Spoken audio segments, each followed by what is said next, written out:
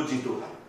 Kita sekarang melanjutkan seri pemahaman firman tentang masa raya Tuhan. Dan sekarang kita berada pada hari raya ketiga dari masa raya Paskah, yaitu hari raya buah bungaran yang lebih dikenal dengan hari raya buah sulung. Pada bagian akhir dari masa raya Paskah, dari rentetan masa raya Paskah, kita mengenal Paskah, roti fatir, dan sekarang hari raya buah sulung. Itu merupakan suatu perayaan yang dikhususkan Tuhan untuk bangsa Israel menikmati berkat-berkat yang telah disediakan olehnya kepada umat Tuhan. Dalam kitab Imamat pasal 23 ayat 9 sampai ayat 14, inilah ketetapan yang Tuhan sampaikan kepada bangsa Israel untuk mereka laksanakan di dalam kehidupan mereka. Menurut ayat ini, Musa sampaikan, Tuhan berfirman kepada Musa bahwa berbicaralah kepada orang Israel dan katakan kepada mereka, apabila kamu sampai ke negeri yang akan kuberikan kepadamu dan kamu menuai hasilnya, maka kamu harus membawa seberkas hasil pertama dari penuaianmu kepada imam. Dan imam itu haruslah menunjukkan berkas itu di hadapan Tuhan, supaya Tuhan berkenan akan kamu. Imam harus menunjukkanlah pada hari sesudah Sabat itu. Pada hari kamu menunjukkan berkas itu, kamu harus mempersembahkan seekor domba berumur setahun yang tidak bercela sebagai korban bakaran bagi Tuhan, serta dengan korban sajiannya dari 2/10 eva tepung yang terbaik, diolah dengan minyak sebagai korban api-apian bagi Tuhan, yakni bau yang menyenangkan, serta dengan korban curahannya dan 1/4 hin anggur, dari 1/4 hin anggur. Sampai pada hari itu juga janganlah kamu makan roti atau bertik gandum atau gandum baru sampai kamu telah membawa persembahan Allahmu. Itulah suatu ketetapan untuk engkau selama-lamanya, turun-temurun di segala tempat kediamanmu. Jadi kita perhatikan tentang bagaimana Tuhan ingin supaya bangsa Israel bisa menikmati berkatnya. Tetapi dalam pencurahan berkat atau diizinkan Tuhan mereka bisa menuai, memetik berkat Tuhan, maka mereka jangan sampai lupa untuk mengambil satu ikat yang terbaik dari hasil panen, dan kemudian itu dibawa kepada imam, dan imam itu akan timang-timang akan ikatan panen atau yang terbaik atau yang kita kenal sebagai buah bungaran, buah sulung kepada Tuhan Allah, dan itu akan menjadikan Allah puas dan senang dengan apa yang dilakukan oleh bangsa Israel. Memang kalau kita merenungkan keadaan dari bangsa Israel yang ratusan tahun itu terjajah, diperbudak di Mesir, lalu sekarang mereka baru saja keluar dari situasi perhambaan, maka ketetapan tentang buah sulung itu merupakan sesuatu yang sangat mengejutkan mereka. Ingat, para bekas budak yang mendengarkan informasi dan instruksi Musa adalah dianggap sebagai pengungsi yang sedang melakukan sebuah perjalanan keluar dari tanah Mesir, yang saat itu sedang berdiri di tengah-tengah padang gurun yang berbatu. Gagasan tentang panen berlimpah di sebuah tanah yang subur kedengaran asing bagi mereka. Bahkan di Mesir, jika mereka bercocok tanam juga, hasil panennya adalah milik Firaun atau milik Mesir. Semua adalah milik bukan bangsa Israel, tetapi kepada orang yang menjajah, Firaun dan orang-orang Mesir. Tetapi puji Tuhan, ini merupakan sebuah informasi, sebuah pernyataan yang benar-benar itu telah mengguncangkan hati mereka, dan terjadi satu luapan kekaguman, keheranan, sekaligus sukacita. Di situ kita perhatikan bahwa namun Allah telah membawa mereka keluar dari tanah Mesir, membebaskan mereka dan berjanji bahwa Ia akan membawa mereka ke sebuah negeri yang kesuburannya melampaui bayangan mereka. Bahkan bagi mereka yang tergila sekalipun, itu merupakan sesuatu yang menakjubkan. Tentu saja gambaran yang diberikan Musa tentang tanah perjanjian tersebut terdengar bagaikan surga. Jadi kalau kita perhatikan bahwa kalau Tuhan membawa kita sebagai umat Tuhan juga, maka Tuhan mempunyai rencana-rencana besar. Dan kemudian ada janji-janji yang luar biasa, yang mau atau tidak mau, suka atau tidak suka, kita harus menangkap. Dan kemudian kita harus berusaha untuk menggapainya.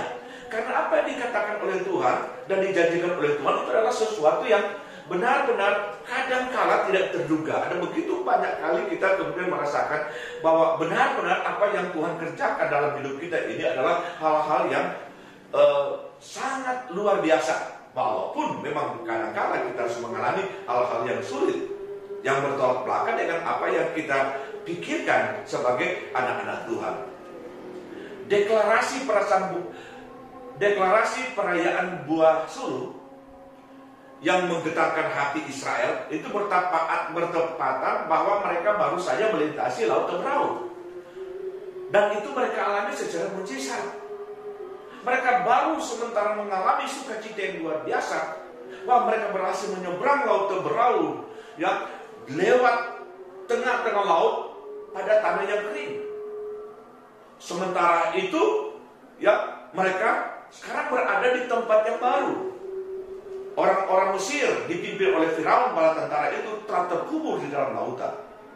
Sukacita selamat mereka itu dilengkapi dengan harapan tanah perjanjian yang dikatakan tadi, yang menjanjikan hasil-hasil panen yang berlimpah. Jadi saya ingin supaya kita melihat kebenaran-kebenaran firman yang Tuhan nyatakan kepada sebuah bangsa yang kita kenal sebagai bangsa Israel. Itu sebenarnya menggambarkan apa yang Tuhan bisa kerjakan bagi kita yang terlepas dari kondisi-kondisi yang tidak baik. Sementara kita berada di dunia, kita ditebus, diselamatkan, dan dibawa kepada sebuah perjalanan untuk meraih berkat-berkat besar, berkat yang luar biasa. Nah, kemudian kalau kita berbicara tentang ketetapan buah sulung, itu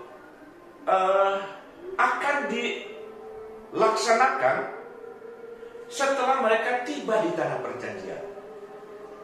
Kenapa? Karena dalam masa perjalanan mereka dari Sinai, itu mereka akan menjalani suatu perjalanan yang di mana tidak ada kesempatan untuk mereka bisa bercocok tanam. So mereka harus berpindah dari satu tempat ke tempat yang lain sesuai dengan petunjuk Tuhan.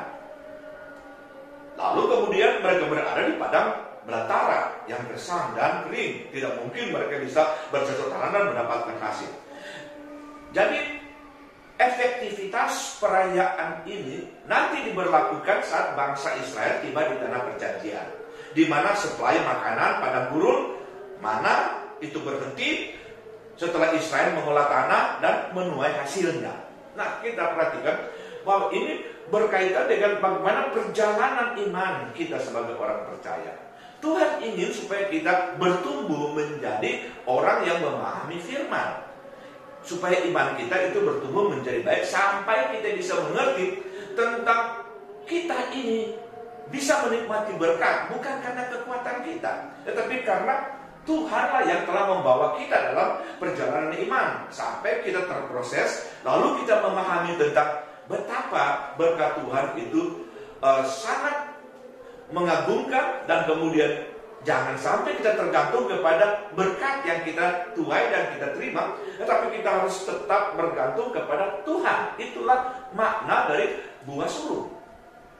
Menjelang penuaian jelai atau gandum, nanti kalau bangsa Israel sudah berada di tanah perjanjian di mana mereka sudah bercocok tanam, ya, atau kemudian buah-buahan lainnya, bangsa Israel diwajibkan untuk menyisihkan hasil pertama dari tuaiannya dan membawa kepada imam di bait Allah untuk ditujukan kepada Tuhan atau dipersembahkan kepada Tuhan supaya memperoleh perkenanan Tuhan untuk panen yang mereka sedang hadapi. Pelaksanaan persembahan timang-timangan ini berlangsung sesudah hari Sabat atau pada hari Minggu. Jadi di sini memberikan suatu penegasan kepada kita bahwa Tuhan ingin supaya kita selalu saja harus menyadari bahwa apapun yang kita hasilkan itu bukan karena kebaikan kita, kecerdasan kita, kemampuan kita, tetapi semua yang kita dapatkan itu adalah semata-mata karena kebaikan, kasih dan berkat Tuhan. Nah, perayaan buah sulung itu berlaku pada tanggal 16 bulan Nisan. Itu 2 hari setelah Paskah yang dimulaikan pada waktu senja pada tanggal 14. Perayaan roti fatir itu pada tanggal 15. Dan seterusnya itu akan dirayakan perayaan roti fatir sampai tanggal 21. 7 hari berselang. Jadi buah sulung dan roti fatir atau riti takbir ragi itu sepertinya dirayakan hampir bersamaan. Sebab tanggal 15 dimulaikan roti fatir, tanggal 16 Tuhan berkata akan bangsa Israel harus mempersembahkan buah bungaran atau buah sulung. Jadi kita lihat tentang bagaimana 3 perayaan ini sekaligus sebenarnya berjalan secara bersamaan. Jadi kalau nanti kita berbicara tentang kehidupan kita sebagai orang percaya, kita telah diselamatkan oleh Tuhan lahir baru, kemudian kita bertobat, lalu kemudian hal yang berkaitan dengan apa yang kita bisa kerjakan sebagai aplikasi doktrinal nanti dalam buah sulung, itu sebenarnya berada pada suatu paket yang bersamaan. Nah, imam akan merayakan hari raya buah sulung untuk seluruh bangsa. Jadi imam itu akan bertanggung jawab, akan berada di bait Allah dan menerima semua persembahan-persembahan hulu hasil atau buah sulung dari bangsa Israel. Dan masing-masing keluarga akan merayakan saat Israel yang merupakan sebuah komunitas pertanian tergantung pada tanah untuk menghasilkan kekayaannya. Jadi memang pada masa itu hasil-hasil yang diolah dan didapatkan oleh bangsa Israel itu pada umumnya dari hasil-hasil di ladang pertanian dan juga di ladang peternakan. Jadi tentang bisnis-bisnis yang lain itu belum terlalu menjadi suatu cara kerja untuk orang-orang Israel itu mendapatkan hasilnya. Jadi keluarga Israel yang bertani itu selalu saja harus bersiap pada setiap masa raya panen, pada waktu panen, pada setiap tahun, itu mereka harus mengambil yang terbaik sebelum mereka panen seluruhnya, apa yang ada di ladang. Dan kemudian itu oleh keluarga Israel, ya, khususnya yang dari tempat-tempat jauh, itu akan datang ke Yerusalem pada hari raya Paskah. Ya, dan pada waktu buah sulung itu harus dipersembahkan, mereka akan membawa seluruh panen itu. Jadi pertama keluarga itu akan menyisihkan sebagian tanaman itu dalam kisahnya atau dalam ceritanya, ya ketentuannya yang ditandai sebagai hasil buah sulung. Ya, mereka akan mengikat tali di sekitar tempat itu di mana hasil buah sulung itu diambil. Lalu kemudian mereka akan bawa kepada imam, dan setelah itu telah ditimbang-timbang, mereka akan kembali ke ladang, lalu akan menuai hasil seluruhnya yang ada di ladang pertanian. Jadi mereka itu ambil yang terbaik, dibawa ke Yerusalem, ditimang-timang pada hari raya buah sulung. Kemudian setelah mereka kembali, mereka dilayakkan untuk dapat menuai sisanya, dan itu semuanya adalah milik Israel. Jadi kalau kita berbicara tentang buah sulung, menurut Dr. Rowley dalam bukunya Ibadat Israel Kuno, persembahan buah sulung ini dibawa kepada Tuhan sebagai pengakuan bahwa buah tersebut adalah milik Tuhan. Jadi bukan sebagai satu pemberian si penyembah kepada Tuhan. Jadi pada waktu itu mereka akan membawa kepada Tuhan. Ya, mereka harus mengakui bahwa buah-buahan yang dihasilkan bumi merupakan pemberian Tuhan kepada manusia. Dan dengan demikian buah-buahan itu hanya dapat dinikmati secara sah kalau manusia terlebih dahulu membawa kepada Tuhan bagian yang telah ditentukan itu. Jadi ini adalah Tuhan mengajar Israel untuk terus merenungkan tentang kasih dan kebaikan Tuhan, sekaligus menyadari bahwa sebenarnya mereka tidak memiliki kemampuan apa-apa untuk mendapatkan hasil yang baik. Tetapi mereka harus sadar bahwa kalau mereka sudah bercocok tanam dan kemudian tanaman itu boleh berbuah dan kemudian dilayakkan untuk mereka bisa tuai, itu adalah karena kebaikan Tuhan. Mereka sudah menabur, tetapi Tuhan yang menumbuhkan. Lalu kemudian mereka bisa menuai. Maka itu Tuhan mengajar mereka, ambillah yang terbaik sebelum mereka menikmati hasilnya dan dibawa kepada Tuhan untuk ditimang-timang. Sebagai tanda bahwa mereka menyadari bahwa ini adalah berkat yang Tuhan karuniakan pada mereka, walaupun mereka yang bercocok tanam. Tujuan dari hasil buah sulung adalah untuk menunjukkan kepada manusia bahwa Allah adalah pemberi semua kekayaan kita.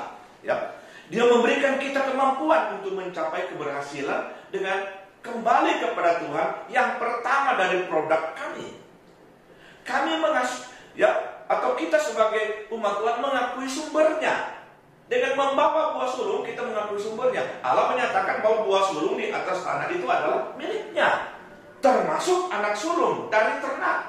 Bahkan keledai dituntut untuk ditebus. Itu adalah bagaimana Tuhan mengajar kepada orang Israel, sekaligus mengajar kepada kita, sehingga kita tidak akan selalu beranggapan bahwa itu adalah milik kita, kekuatan kita, kemampuan kita. Kita harus selalu disadarkan kalau kita berhasil karena Tuhan telah menyertai dan memberkati kita.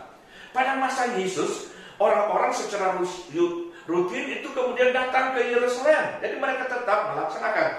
Jadi ribuan tahun sebelumnya ketetapan itu ditetapkan oleh Tuhan di Sinai.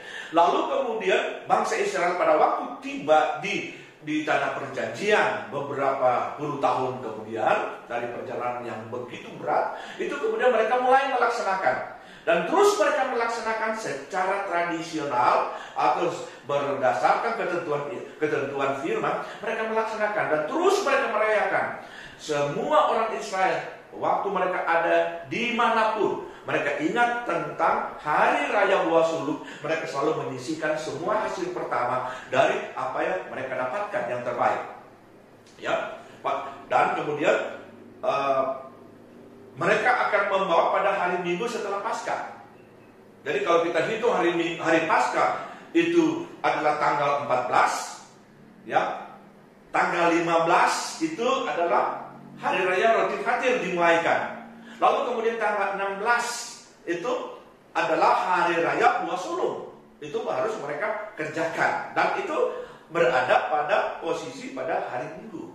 Jadi mereka pergi ke bait Allah untuk mempersembahkan seberkas jelai atau gandum sebagai simbolis, ya, dari semua yang telah dituai dari panen yang ada di ladang mereka, di kampung mereka, di ladang pertanian mereka. Nah, menurut orang Farisi adalah perlu mempersembahkan omer pada hari ke-16 bulan Nisan atau bulan Abib. Ya. Omer itu adalah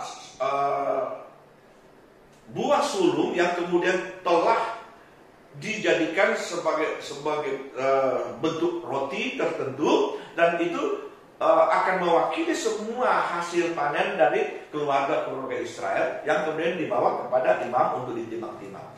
Ya, dalam keyakinan orang-orang Yahudi Ortodoks, ya, mereka sampai pada hari ini melakukan hari raya buah sulung itu tetap jatuh pada tanggal 16 bulan Nisan.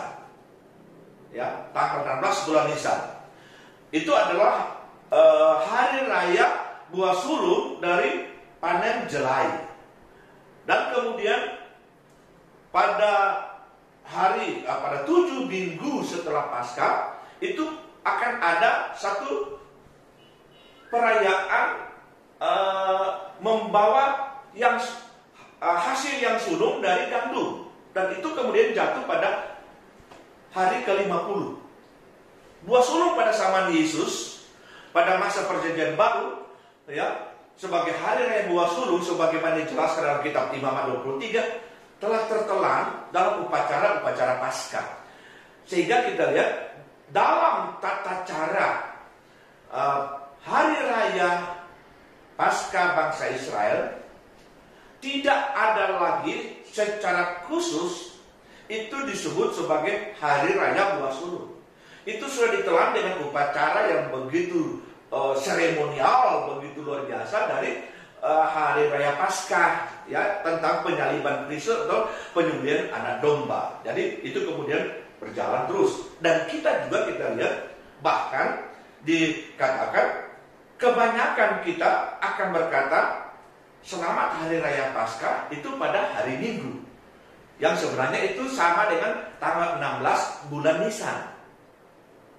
Dan kita lihat bahwa seolah-olah bahwa hari raya buah sulung itu sudah tertelan oleh Paskah. Padahal tidak demikian. Tetap saja itu merupakan ketetapan yang Tuhan inginkan untuk kita renungkan dan hayati.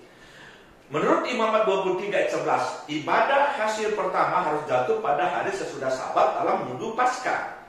Imam harus menunjukkan pada hari sesudah Sabat yang kita rayakan sebagai hari kebangkitan. Jadi hari kebangkitan itu sebenarnya itu merupakan suatu ketetapan dari hari raya buah sulung. Jadi ada kaitannya kebangkitan Kristus dengan hari raya buah sulung. Kita hanya terlalu banyak berbicara Paskah, yang real Paskah, ya, yaitu penyembelihan anak domba dan darah yang digosok pada ambang ke atas dan kedua tiap pintu, dan kemudian kita melupakan bahwa pada tanggal 16 atau pada hari minggunya itu, ya, hari minggunya itu adalah hari raya buah sulung, di mana Yesus itu dikenal sebagai buah sulung. Kata Dr. Conner begini, Kristus sesungguhnya adalah yang Maha Kudus, yang satu-satunya dikuduskan oleh Bapa, yang pertama, yang terpilih, dan yang unggul. Dia adalah anak sulung dan buah sulung kepada Allah. Itu eksklusif milik Bapa.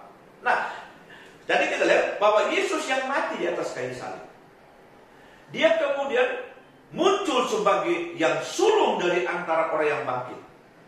Dia memang adalah anak domba Allah yang sulung. Dan kemudian dia muncul di dalam peristiwa kebangkitan untuk sebuah deklarasi yang sangat dahsyat, bahwa dia sebagai yang sulung yang telah dipersembahkan, ya, oleh Bapa Surgawi atau oleh dirinya sendiri sebagai imam besar, itu untuk menyatakan bahwa akan terjadi panen raya besar. Itu yang kemudian kita kenal sebagai pada waktu Yesus telah bangkit dari antara orang mati, kemudian dia setelah 40 hari menyampaikan berita tentang kerajaan Allah. Kemudian kita ketahui bahwa Roh Kudus tercurah dan kemudian mengurapi orang-orang percaya di Yerusalem. Lalu kemudian mereka mulai memberitakan kabar yang sama tentang kerajaan Allah. Lalu kemudian kita bisa melihat tentang panen yang sesungguhnya itu menjadi bagian dari keajaiban kuasa Tuhan yang berlaku bagi gerejanya. Jadi setelah Yesus sebagai yang sulung ditimbang-timbang oleh dirinya sendiri sebagai imam besar Allah Ta'ala, ya, sebagai yang sulung dari semua yang telah ditetapkan oleh Tuhan untuk dinikmati oleh gereja, akhirnya pada hari Pentakosta kita kenal sebagai hari di mana penuaian raya di mana gereja Tuhan itu bangkit menjadi satu kekuatan yang sangat luar biasa. Buah sulung menurut orang Yahudi pada zaman sekarang, kalau kita coba merenungkan dan mempelajari, itu dalam Talmud orang-orang Saduki memakai kata Sabat secara harafiah dan mulai menghitung pada hari setelah Sabat, yaitu muncul selama perayaan Pesach atau Paskah. Dengan demikian hari raya buah sulung selalu jatuh pada hari Minggu, dan tanggal perayaan Pentakosta bervariasi dari tahun ke tahun. Namun semenjak kelompok Farisi memahami Sabat sebagai hari pertama Pesach, mereka mulai menghitung pada hari setelah hari raya roti tak beragi, yaitu hari ke-16 pada bulan Nisan. Dengan demikian membuat perayaan 7 minggu atau Pentakosta jatuh pada tanggal yang tetap. Jadi kita lihat tentang ada kaitan dan hubungan antara buah sulung Yesus yang muncul, ya, menang dari satu pertarungan besar. Dia menang atas maut, dan dia muncul sebagai anak sulung atau buah sulung dari kebangkitan, dan kemudian menyatakan bahwa banyak jiwa yang ada di ladang dunia ini itu merupakan bagian dari gereja Tuhan yang segera harus dituai dan itu dilaksanakan.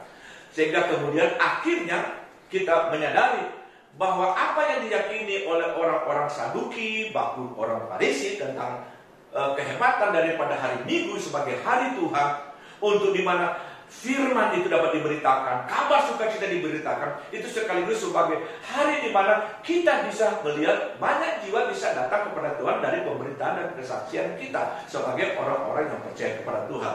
Hari Raya Buah Sulung mengungkapkan aspek kedatangan pertama dari anak domba Allah, Sang Mesias, yang menjadi buah sulung penebusan.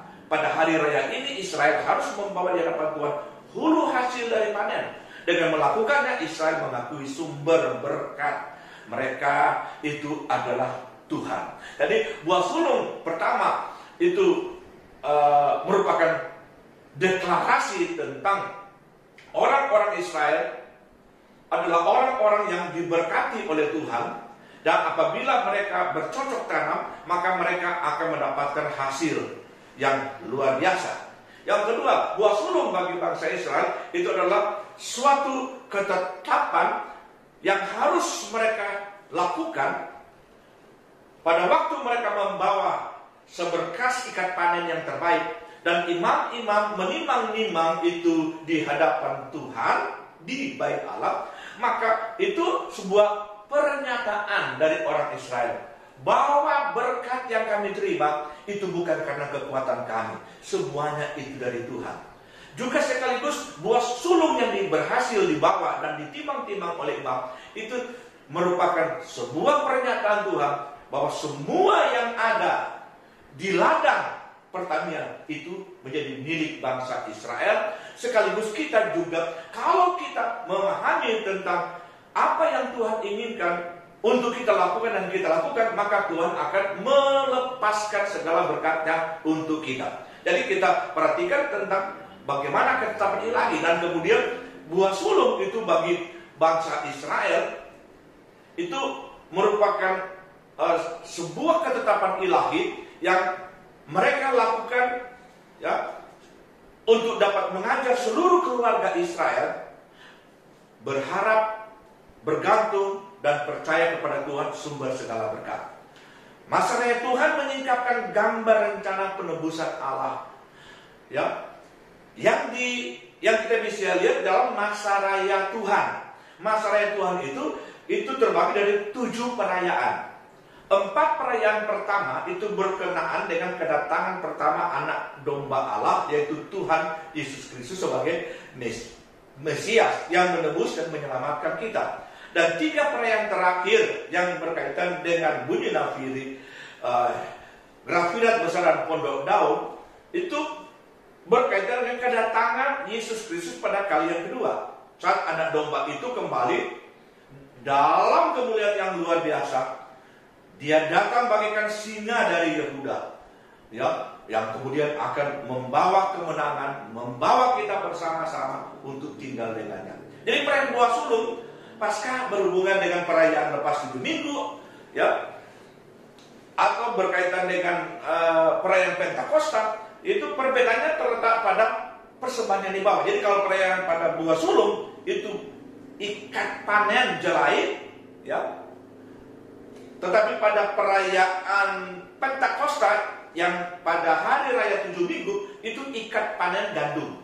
Dan kesamaan tersebut kita lihat tentang ada hubungannya antara Paskah dan Pentakosta, atau buah sulung dengan Pentakosta. Jadi ini adalah sesuatu yang sangat menarik, bahwa kita akan dibawa kepada suatu pengalaman yang jauh lebih baik pada hari-hari yang akan datang. Mari kita berdoa.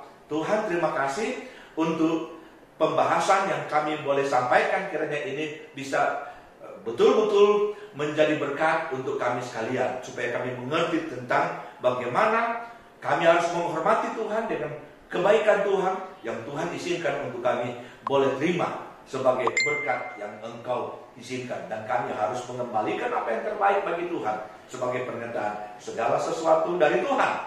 Dan kami bisa menikmati berkatnya karena Tuhan. Dalam nama Yesus, amin.